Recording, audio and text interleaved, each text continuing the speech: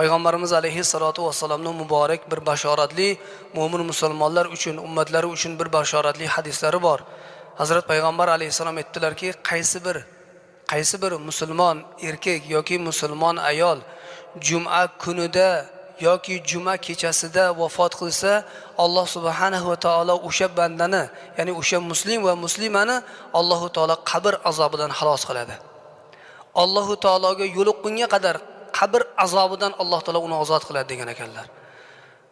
Mo'min musulmonlar uchun eng katta Payg'ambar alayhissalatu vassalamning ulug' bashoratlaridan biri mana bu hadisdagi aytilgan qaysi bir insoniki agar juma kunida vafot qilsa, kunduzi bo'ladimi, kechasimi, bu ba'zi ulamolarimiz aytgan ekanlarki, husnul xotimani belgisi degan ekanlar. Ya'ni xotimasi chiroyli bo'lishligini belgisi juma kuni yoki kechasida vafot qilishlik degan ekanlar. Shunga yo'ygan ekanlar.